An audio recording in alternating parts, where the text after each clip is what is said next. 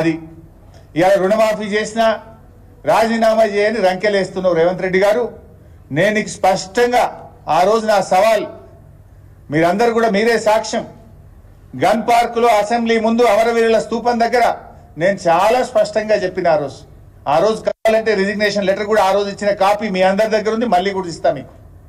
ఆ రోజు చాలా స్పష్టంగా చెప్పిన 15 ఆగస్టు లోపు రుణమాఫీ సంపూర్ణంగా చేయాలని, 6 గ్యారంటీల్లో ఉన్న 13 హామీలను సంపూర్ణంగా చేయండి, నేను నా పదవి వదులుకోవడానికి సిద్ధంగా ఉన్నా అని చెప్పిన. రాష్ట్ర ప్రజల కంటే రైతుల కంటే నా పదవి నాకు ముఖ్యం కాదు అని చెప్పిన. కానీ జరిగిందేంది?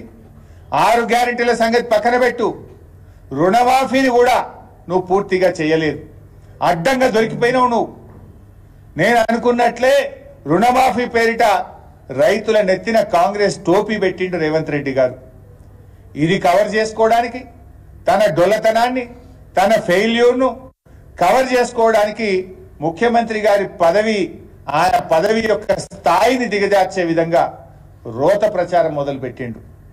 అధికారంలోకి వచ్చింది మేము 2 లక్షల రుణమాఫీ చేస్తామని చెప్పింది. మీరు ఆనాడు ఎలక్షన్లలో కూడా రెచ్చగొట్టిండ్రు, పోండి తొందరగా అప్పులు తెచ్చుకోండి, మేము అధికారంలో రాగానే 2 లక్షల రుణమాఫీ చేస్తామన్నారు. పోనీ తీరా అధికారంలోకి వచ్చినాక జరిగింది ఏంటంటే 8 నెలలు గడిచినాక ఇవాళ రుణమాఫీకి గండి కొట్టినావు. అధికారం దక్కించుకోవడానికి మోసం, దక్కిన అధికారాన్ని నిలుపుకోవడం కోసం మోసం. నీ 8 నెలల ప్రయాణం అంతా కూడా మోసాల చరిత్రనే. మొత్తం మోసాలు తప్ప ఒక్క మాట మీద నిలబడ్డ చరిత్ర లేదు. అదే బీఆర్ఎస్ పార్టీ ఆ రోజు మేము మా 9.5 ఏళ్ల పాలనలో రైతు బంధు కింద 70,000 కోట్లు రైతులకు నగదు బదిలీ చేశాం. రుణమాఫీ కింద 30,000 కోట్లు రైతులకు అందించాం. మా 9.5 ఏళ్లలో 1,00,000 కోట్ల రూపాయలు నేరుగా రైతులకు అందించిన ప్రభుత్వం ఈరోజు బీఆర్ఎస్ ప్రభుత్వం. నువ్వు మాత్రం ఎన్నికల ప్రచారంలో ఉదరగొట్టి ఇవాళ అధికారంలోకి వచ్చిన తర్వాత ఉసూరు పెంచినటువంటి పరిస్థితి. రైతులకు రైతు భరోసా అన్నావు, రైతు కూలీలకు ఇస్తా అన్నావు, కౌలుదారులకు ఇస్తా అన్నావు, అందరికీ ఎగనామం పెట్టినావు.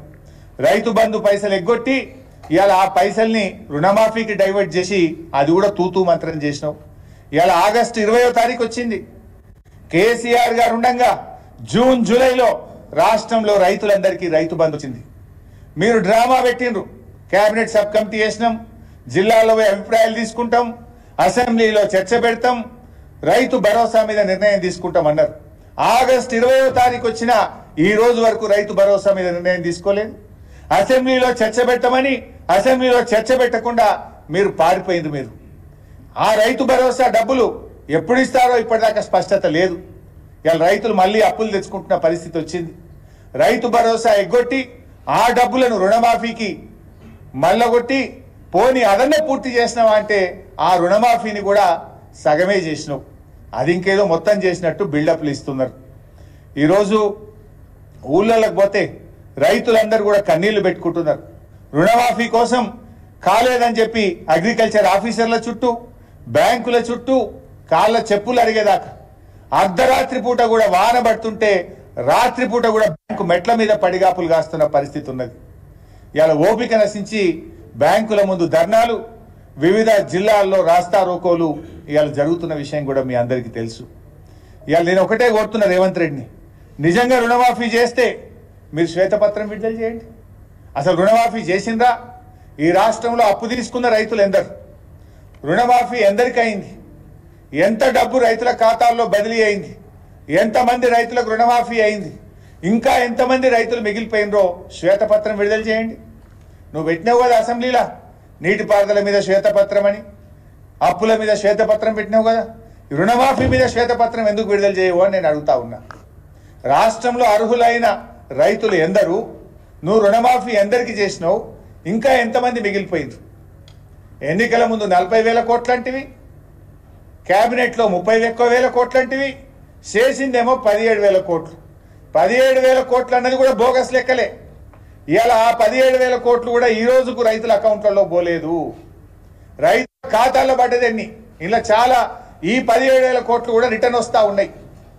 ఏది ఆధార్ కార్డు పాస్బుక్ మ్యాచ్ కాలేదని, రేషన్ కార్డు లేదని, నువ్వు వేసిన 17,000 కోట్లు కూడా చాలా బయటకు వచ్చినాయి.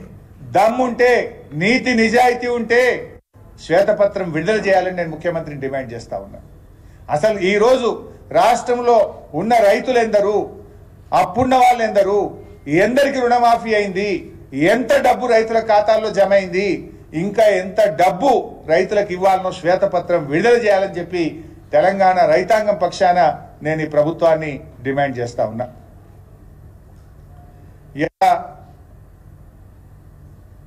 ఇదంతా అబద్ధం. రోజు పత్రికల్లో టీవీల్లో కూడా రుణమాఫీ కాలేదని వస్తుంది. ఇవాళ ఎంత స్పష్టంగా ఒక ప్రధానమైన పత్రిక రుణం తీరలేదు అని చెప్పి రుణమాఫీని పూర్తి వివరాలతోని ఆ పత్రిక ఆధారాలతో సహా రైతుల బాధల్ని కూడా చెప్తూ స్పష్టంగా ఆ పత్రిక వెల్లడించింది. ఒక ప్రధానమైన పత్రిక. అనేక పత్రికల్లో కూడా వార్తలు వచ్చినాయి. ఒకవైపు పత్రికల్లో వార్తలు వస్తున్నాయి, రైతులు ధర్నా చేస్తున్నారు. ప్రధాన ప్రతిపక్షంగా సాక్ష్యాలతో సహా అసెంబ్లీలో కూడా చెప్పాం.